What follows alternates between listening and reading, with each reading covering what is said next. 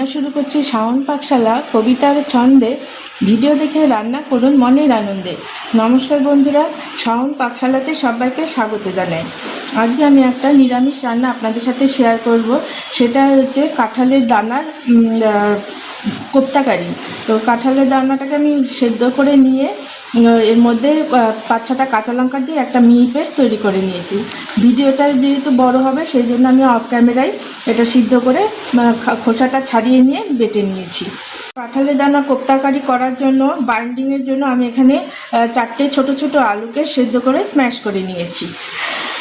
এখানে নিয়েছি 4 মগজ, 1 ইঞ্চি আদা, ছোট একটা টমেটো আর 4টে কাঁচা লঙ্কা দিয়ে একটা মিহি পেস্ট তৈরি করে নিয়েছি। আর এখানে নিয়েছি 5-6টা কাঁচা লঙ্কাকে কুচি করে নিয়েছি। কাঁচা লঙ্কাটা আপনারা আপনাদের পছন্দ অনুযায়ী কম বা বেশি করে নিতেই পারেন। আমি এখানে নিয়েছি 2টো শুকনো লঙ্কা আর নিয়েছি সাদা জিরে কিছুটা। এখন আমি কাঁঠালের দানাটার সাথে আলু যে স্ম্যাশ করে রেখেছি সেটা মিশাবো কোপ্তাকারি করার জন্য। কাঁঠালের দানা কোপ্তাগুলো করার জন্য আমি এখন এর মধ্যে স্ম্যাশ করা আলুটা দিয়ে দেব।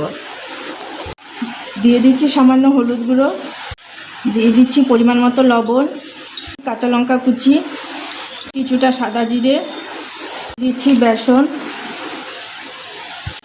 সুজি। সমস্ত ইনগ্রিডিয়েন্টসগুলো আমি মিশিয়ে কাঁঠালের দানার সাথে আর আলুটা যে স্ম্যাশ করে রেখেছিলাম সেটার সাথে ভালো মতো করে মিশিয়ে এবং কোপ্তাগুলো তৈরি করে নেব। কোপ্তাগুলো বানানোর জন্য কড়াইতে সাদা তেল দিয়ে দিয়েছি। তেলটা গরম হয়ে গেছে। এখন আমি এগুলো কোপ্তাগুলো টিকিয়া আকারে করে নিয়েছি। এগুলো এখন ভেজে নেব। আঁচটাকে মিডিয়ামে দিয়ে নিয়েছি। কোপ্তাগুলো ভেজে নিয়ে তুলে নিয়েছি।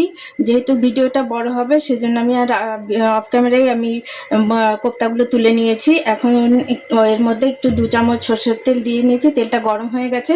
এখন এর মধ্যে 2টো শুকনো লঙ্কা, তেজপাতাটা ফোড়ন দিয়ে দিচ্ছি আর দিচ্ছি সাদা জিরেটা ফোড়ন, 4 মগজ আদা, কাঁচা লঙ্কা আর টমেটোর পেস্টটা,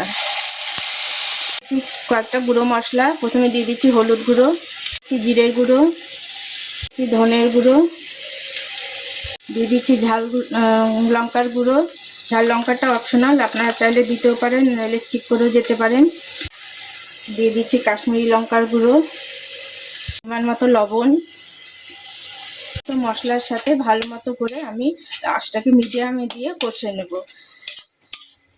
এটা খেতে দুর্দান্ত লাগে এবং গরম ভাতের সাথে হোক, রুটির সাথে হোক, পরোটার সাথে হোক, এটা খেতে খুবই ভালো লাগে।